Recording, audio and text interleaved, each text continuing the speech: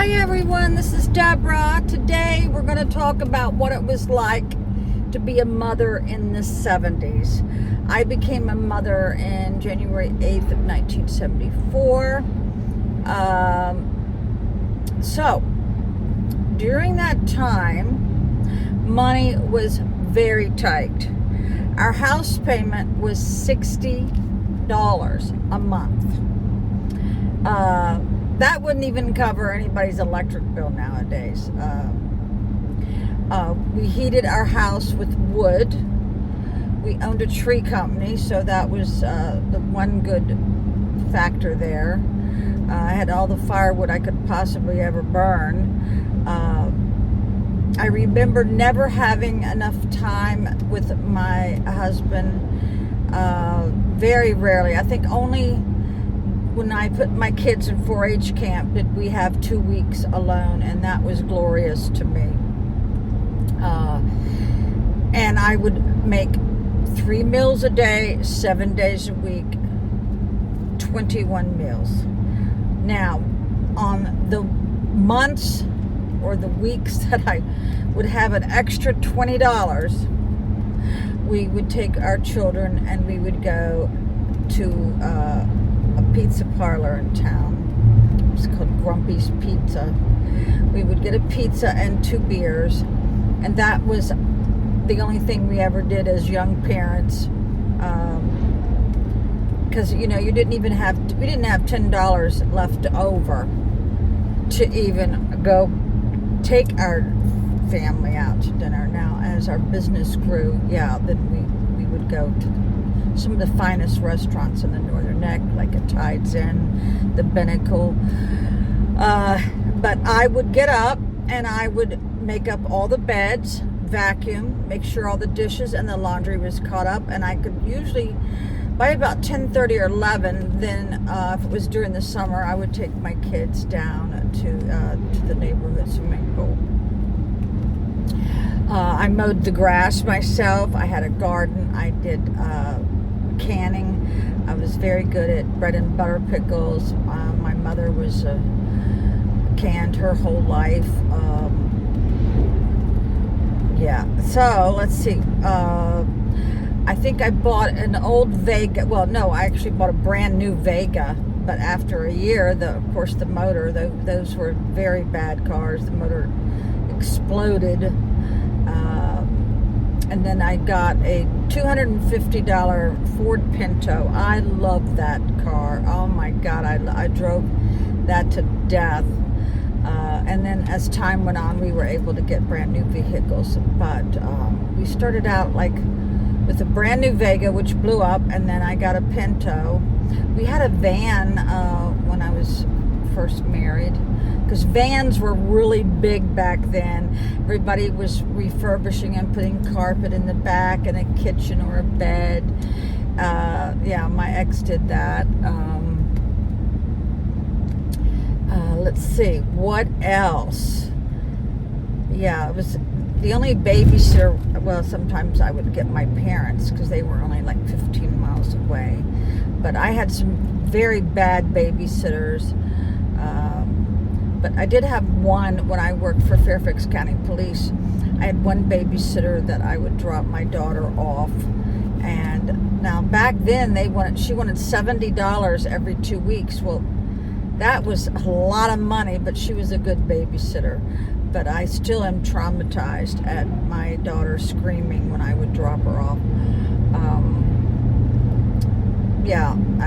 That really weighs heavy on a mother. But but as my children got older, you had to be very careful who you got to babysit your child. I remember one babysitter wanted me to reimburse her a quarter if she had to use a Tylenol for my kids, and she would make me reimburse her 25 cents. And I don't blame her. I don't blame her at all.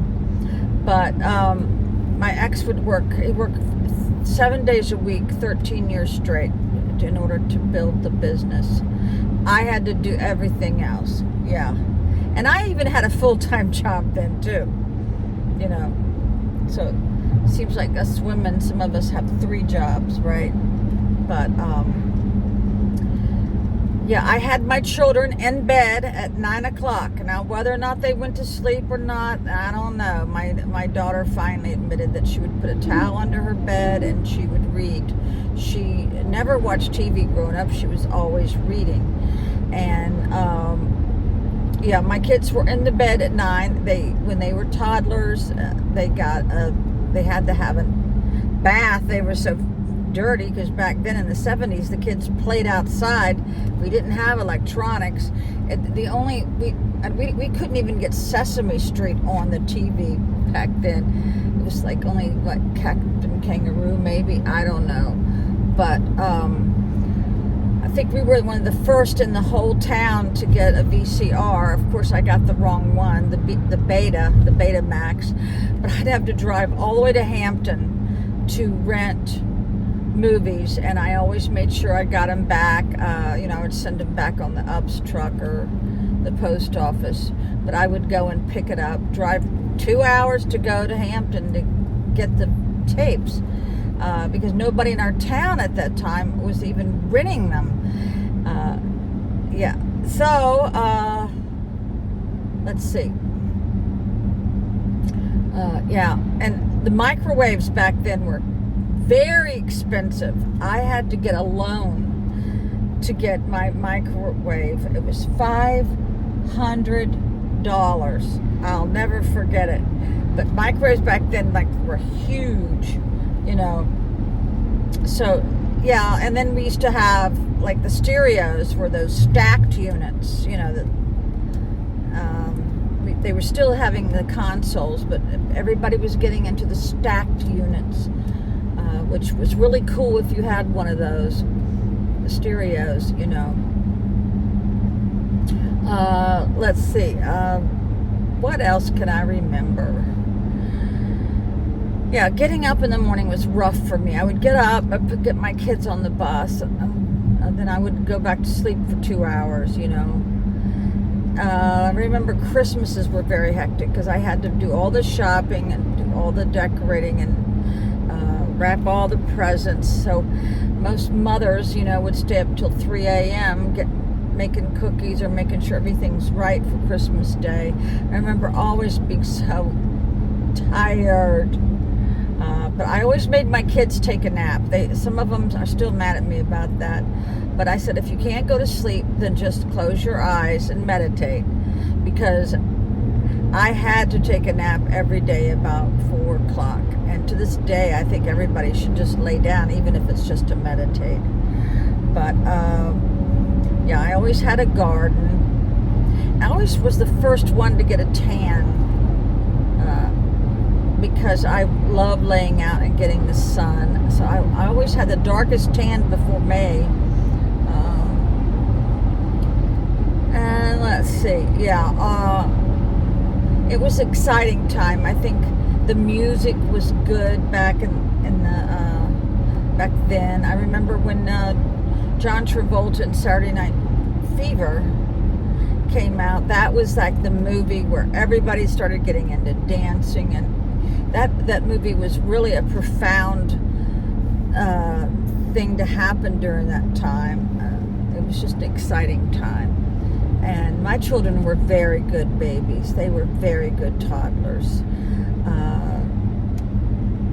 It wasn't until my daughter was a teenager did things start hitting the fan. My son was always good back then. He never caused me any problems. But my daughter, on the other hand, my relatives would be sympathetic to her, and they don't understand that I was the mother and I knew my daughter, and let me handle it. Let me and her dad handle it. But they all got their little hands in the pie and got it all real messy, and it's very traumatic to me to this day what happened. I still have never told you guys, but yeah, when your family starts getting in the middle of you're rearing your child, that becomes a huge problem. So yeah, but Most nights I didn't know where my daughter even was. She was a runaway for a couple of years. But, like I said, my family got involved and it made it into the huge mess. Now, to this day, my ex, still, because of this situation, has never talked to his mother in the last 20 years because of our daughter, because of the things that were done to us.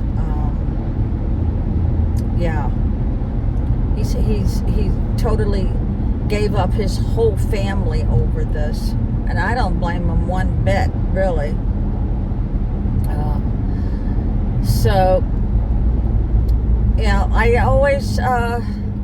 I always did my housework in pajamas. I still do to this day.